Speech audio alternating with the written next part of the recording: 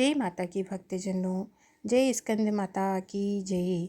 आज हम 9वां और 10वें अध्याय का श्रवण करेंगे। 9वां अध्याय निशुंभ वध। राजा ने कहा, हे ऋषिराज, आपने रक्त बीज के बंधन वध से संबंध रखने वाला वृत्तांत मुझे सुनाया। अब मैं रक्त बीज के मरने के बाद क्रोध में भरे हुए शुंभ व निशुंभ ने जो कर्म किया वह सुनना चाहता हूँ। महर्षि मेधा ने कहा, रक्त बीज के मारे जाने पर शुंभ निशुंभ को बड़ा क्रोध आया। अपनी बहुत बड़ी सेना का इस प्रकार सर्वनाश होते देखकर निशुंभ देवी पर आक्रमण करने के लिए दौड़ा।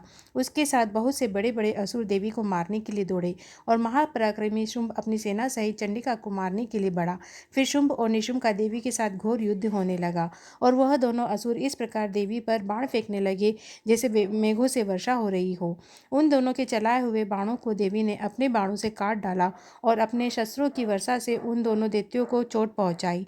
निशुंभ ने तीक्ष्ण तलवार और चमकती हुई ढाल लेकर देवी के सिंह पर आक्रमण किया। अपने वाहन को चोट पहुंची हुई देखकर देवी ने अपने छुरप नामक बाण से निशुंभ की तलवार व ढाल दोनों काट डाले। तलवार व ढाल कट जाने पर निशुंभ ने देवी पर शक्ति से प्रहार किया। देवी ने अपने चक्र से उसके 2 टुकड़े कर दिए। फिर क्या था, दैत्य मारी क्रोध के जल भुन गया और देवी पर मारने के लिए उसने शूल फेंका, किंतु देवी ने अपने मुक्के से उस शूल को चूर चूर कर डाला। फिर उसने देवी पर गदा से प्रहार किया। देवी ने त्रिशूल से गदा को भस्म कर डाला। इसके बाद वह फरसा हाथ में लेकर देवी की ओर लपका। देवी ने अपने तीखे बाणों से उसे धरती पर सुला दिया। अपने पराक्रमी भाई निशुंभ के इस प्रकार से मरने पर शुंभ क्रोध में भरकर देवी को मारने के लिए दौड़ा। वह रथ में बैठा हुआ उत्तम आयुध से सुशोभित अपनी 8 बड़ी भुजाओं से सारे आकाश को ढके हुए था। शुंभ को आते हुए देखकर देवी ने अपना शंख बजाया और धनुष की टंकार का भी अत्यंत दुस्सह शब्द किया। साथ ही अपने घंटे के शब्द से जो संपूर्ण दैत्य सेना के लिए तेज को नष्ट करने वाला संपूर्ण दिशाओं को व्याप्त कर दिया। इसके बाद देवी के सिंह ने अपनी दहाड़ से, जिसे सुन बड़े बड़े बलवानों का मत चूर हो जाता था, आकाश पृथ्वी दशों दिशाओं को पूरित कर दिया। फिर आकाश में उछलकर काली ने अपने दांतों व हाथों के तत्व को पृथ्वी पर पटका। ऐसा करने से ऐसा शब्द हुआ जिससे पहले के सारे शब्द शांत हो गए। इसके बाद शिवदीति ने असुरों के लिए भय उत्पन्न करने वाला अट्टहास किया, जिसे सुनकर दैत्य थर्रा उठे और शुंभ को बड़ा क्रोध आया। फिर अंबिका ने उसे कहा, अरे दुष्ट, खड़ा रह। तो आकाश के सभी देवता जय हो बोल उठे। शंभु ने वहां जाकर ज्वालाओं से युक्त एक अत्यंत भयंकर शक्ति छोड़ी, जिसे आते देख देवी ने अपनी मोहलका नामक शक्ति से काट डाला। हे राजन, फिर शुंभ ने सिंहनाद से तीनों लोकों को व्याप्त किया और उसकी प्रतिध्वनि से ऐसा शब्द हुआ जिसे पहले के शब्दों को जीत लिया। शुंभ के छोड़े हुए बाणों को देवी ने और देवी की छोड़े हुए बाणों को राक्षस अपने बाणों से काट सैकड़ों हजारों टुकड़े में परिवर्तित कर दिए। इसके बाद जब चंडिका ने क्रोध में भरकर शुंभ को त्रिशूल से मारा तो वह मूर्छित होकर पृथ्वी पर गिर पड़ा। जब उसकी मूर्छा दूर हुई तो वह धनुष लेकर आया और अपने बाणों से देवी काली तथा सिंह को घायल कर दिया। फिर उस राक्षस ने 10,000 भुजाएं धारण करके चक्र आदि आयुधों को से देवी को आच्छादित कर दिया। तब भगवती दुर्गा ने कुपित होकर अपने बाणों से उन चक्रों तथा बाणों को काट डाला। यह देखकर निशुंभ हाथ में गदा लेकर चंडिका को मारने के लिए दौड़ा। उसके आते ही देवी ने तीक्ष्ण धार वाले खड़ग से उसकी गदा को काट डाला।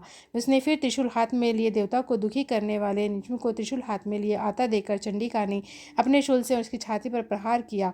उसकी छाती को चीर डाला। शूल विदीर्ण हो जाने पर उसकी छाती में से यही पराक्रमी दैत्य ठहर जा कहता हुआ निकला।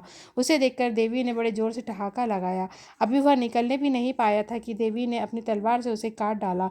सिर कटने के साथ ही वह पृथ्वी पर गिर पड़ा। तदंतर सिंह दहाड़ कर असुरों का भक्षण करने लगा और काली शिवदीति भी राक्षसों का रक्त पीने लगी। कुमारी की शक्ति से कितने ही महादैत्य नष्ट हो गए। ब्रह्मा जी के कमंडल के जल से कितने ही असुर समाप्त हो गए। कई दैत्य माहेश्वरी के त्रिशूल से विदीर्ण होकर पृथ्वी पर गिर पड़े और कई बारहई के प्रहार से छिन्न भिन्न होकर धराशायी हो गए। वैष्णव ने भी अपने चक्र से बड़े बड़े महापराक्रमियों को कचुम्बर निकाल दिया, उनके न यमलोक पहुंचा दिया। इंद्र ने कितने ही महाबली राक्षस के टुकड़े टुकड़े हो गए। कई दैत्य मारे गए, कई भाग गए। कितने ही काली शिवदीति और सिंह ने भक्षण कर डाले। जय माता दी। 10वां अध्याय शुंभवध। महर्षि मेधा ने कहा, हे राजन, अपने भाई को मरा हुआ तथा सेना को नष्ट हुआ देखकर क्रोध में भरकर दैत्यराज शुंभ ने कहने लगा, दुष्ट दुर्गे, तो अहंकार से गर्व मत कर, क्योंकि तू दूसरों के बल पर लड़ रही है। देवी ने कहा, हे दुष्ट, देख, मैं अकेली हूँ। इस संसार में मेरे सिवा दूसरा कौन है? यह सब मेरी शक्तियाँ हैं। यह सब की सब मुझ में प्रविष्ट हो रही है। इसके बाद ब्रह्माणी आदि सब देवियाँ उस देवी के शरीर में लीन हो गई तथा देवी अकेली रह गई। तब देवी ने कहा, मैं अपनी ऐश्वर्य शक्ति से अनेक रूपों से यहाँ उपस्थित हुई थी। उन सबको रूपों को मैंने समेट लिया है। अब मैं यहाँ अकेली खड़ी हूँ, तुम भी यहाँ ठहरो।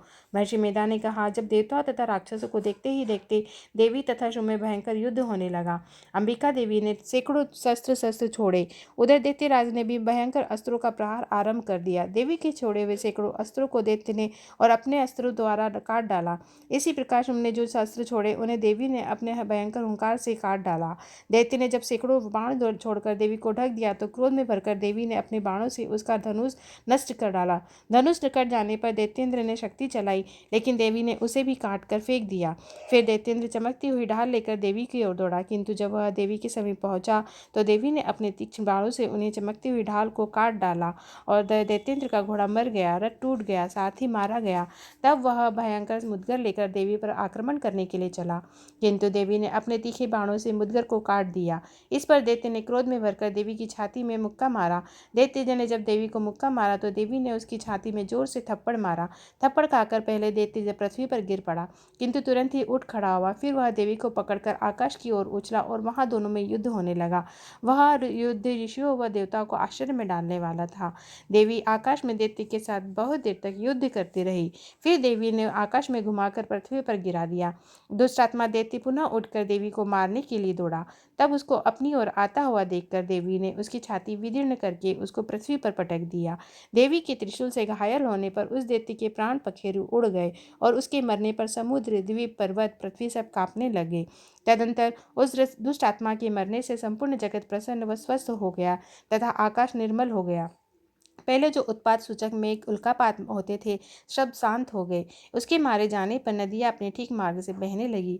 संपूर्ण देवता का हृदय हर्ष से भर गया और गंधर्वियाँ सुंदर गान गाने लगी। गंधर्व बाजे बजाने लगे, अप्सराएं नाचने लगी, पवित्र वायु बहने लगी, सूर्य की कांति स्वच्छ हो गई, यज्ञशालाओं की बुझी हुई अग्नि अपने आप प्रज्वलित हो उठी तथा चारों दिशाओं में शांति फैल गई। जय अम्बे मात की जय, महाकाली मात की जय, दुर्गे मात की जय।